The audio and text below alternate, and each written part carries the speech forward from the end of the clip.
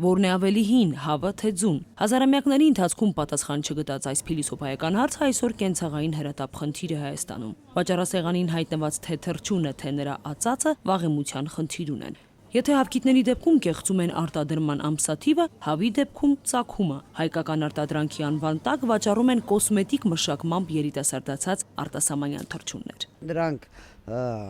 լցվում են հատուկ վանաների մեջ, հետո լավ ծեփում են,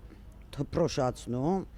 որից հետո հատուկ գույն ա տրվում դրանց։ Պարողների ազգային ասոցիացիայում դիմակազերծել են արտասահմանյան հավերին։ Թմբլիկ թռչուններից 24 ժամում ոչինչ չի մնացել։ Փորձ կատարեցին, գնեցինք այսպես մեծ մի հատ հավ եւ դրեցինք օֆիսում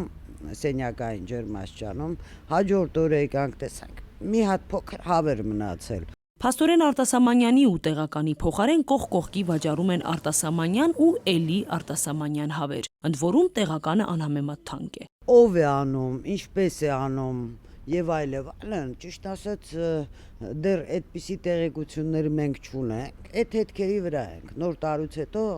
արդեն սկսել ենք դրա վրա աշխատել։ Խարդախությունը տեսնելու համար բավական է նայել վիճակագրությանը։ Թռչնամսի շուկայում մոտ 60%-ը ներկրվում է, մինչդեռ խանութներում մեծ մասամբ տեղական հավեր են։ Բանից պարզում եմ մենք, որ ներկրված հավ չունենք։ Ձվի շուկայում նույնպես պարողը որպես կանոն ընտրում է տեղականը, ինչն էլ արտադրողին մղում է կեղծարարության։ Ներկրում են առանց մակնշման ձու, արդեն Հայաստանում մակնշում հայրենական արտադրողի գնիքով։ Մենք ամեն ինչ իհարկե կանենք, որ մեր սպառողը խապված չլինի։ Առաջիկայում հավքիթների շուկայում արդեն պատժվողներ կլինեն։ Սննդի անվտանգության պետական ծառայությունը ստացել է այսպես կոչված ապառնի ամսաթվով արտադրված ձվերի փորձաքննության առաջին արդյունքները։ Ձվերը հին են եղել, այսինքն արտադրողը արհեստականորեն երկարացրել է պիտանելիության ժամկետը, թե քանի օրով են երիտասարդացրել ձվերին, ցույց կտա փորձաքննության երկրորդ փուլը։